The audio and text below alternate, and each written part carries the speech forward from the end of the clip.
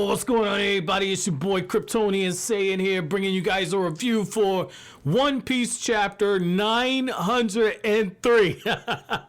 Yo, this chapter right here. Yo, can we take a moment to appreciate Luffy has a bounty of 1.3 billion.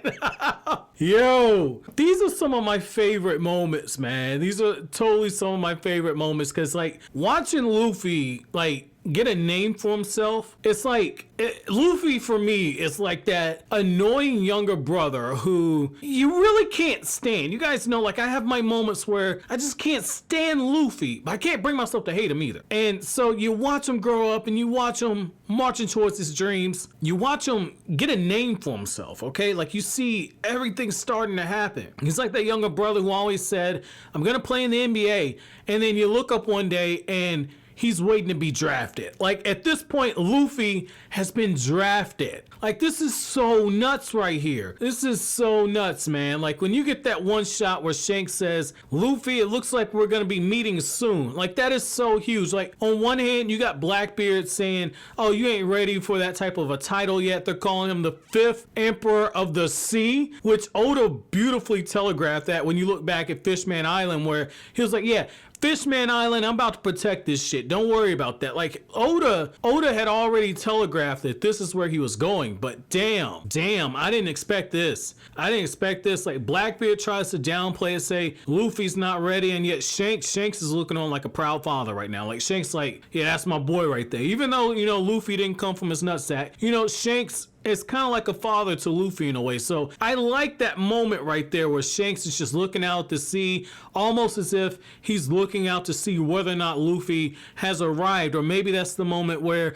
Oda's trying to symbolize that Luffy has arrived because Shanks is looking out to sea, almost to say as if, like, I know you're on your way here. Almost if it to say, hey, I know you're going to be here any second now. Like, this is so crazy. This is so crazy that Luffy has grown to this level, and I'm really proud for the character. I'm really proud for the character because, you know, you can go back and look at some of the older reviews. Like, I didn't think Luffy would ever get this far. Like, I really didn't. I felt like Luffy was a system pirate. So, you know, you have a system quarterback where he's got all the right pieces around him and everything, and he needs everything to go right for him to be successful. I felt like Luffy was a system pirate. I felt like Luffy was only going to go as far as his crew was able to take him because his crew made up for all of his weaknesses. And that still holds true, that the crew makes up for his weaknesses, but Luffy's really the engine that keeps that damn thing going. So I have to eat some crow on this. So I thought that was pretty cool. Now, the other thing too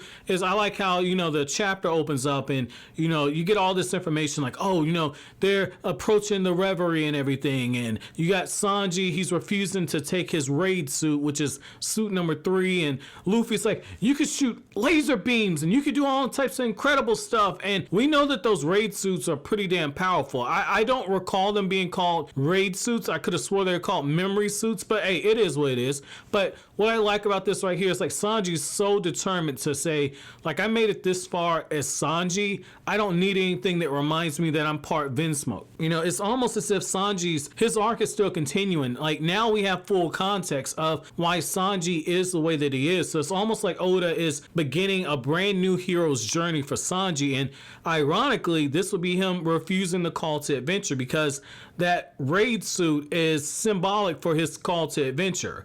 Because even though he's with Luffy and they're literally going on an adventure, going on to the next island, he's turning his back to what's essentially his destiny. Even though he wants to carve his own lane, he can't remove himself from the fact that he is a Vinsmoke, and that is something that can aid him in the future. So I think it's going to be interesting to see what happens with that. Now, the other thing is, I thought it was pretty damn interesting that Nami has Zeus. So it looks like Nami got a power up as well, which, I mean, you guys know I'm all for it, because the best girl in One Piece absolutely need to get a power up, man. Like, you know, Nami's boobs get bigger in every freaking arc, but, you know, for this, you know, my girl, not only is she a home cooked meal, but with the Zeus, you know, Nami just turned into a whole Thanksgiving course right there. Like, I like what Oda did on that. I like how you get this moment where Sanji starts picking a fight with Zeus. Like Sanji is on some simp shit, somebody that immortalizes or idolizes mediocre pussy. But in the case of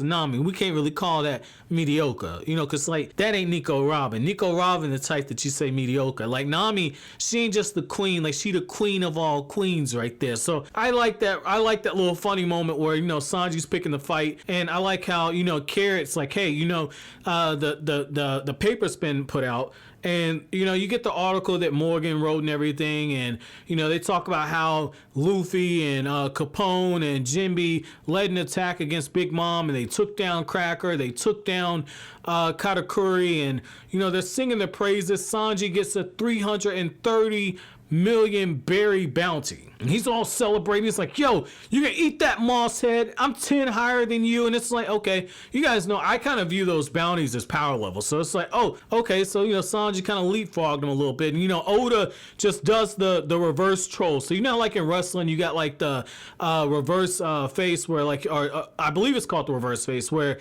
you know, the guy starts out as a heel, turns babyface, and then turns around and becomes a heel again. Like I feel like this is the same thing. The term I'm looking for is what Austin did when he fought against Bret Hart. I know some of you guys are wrestling fans. I know that from the interactions I've had in the comment section with some of you guys. So when Austin fought against Bret Hart, I think at WrestleMania 13, he did the double turn as a babyface or as a heel. So I think Oda just pulled that here with the trolling, because Sanji was all excited, and then he realized that it's only because he was associated with being part of Germa 66, which is why his bounty was so damn high. And Luffy, you know, that's the first time right here that, like, okay, Luffy misread his bounty, because he gets so depressed that it's 150 million. I'm like, damn, they just did him dirty.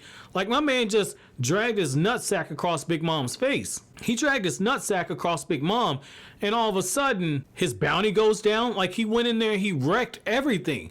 This makes absolutely no sense. And even Carrot says it. Carrot says this is a bad reflection, and yet Oda builds everything back up, where all of a sudden we see how everybody's getting ready for the reverie. There's this huge build up towards it, and you see the actual article that's being written, right? You see it in snippets, how Luffy has 7 different captains who are under his control. So the Straw Hat Alliance, I thought that was cool. The other thing was that they say he's got over 5,000 people at his beck and call, which again that makes sense. The Straw Hat Fleet. The other thing is like, hey, you know, his brother was Ace, and his other brother is Sabo. So it's like they're building it up, and they end everything off with what happened with Whole Cake Island, how he took down Big Mom's whole scene and everything. Like, I'm like, okay, this does make sense. So why is his bounty going down? And then you find out once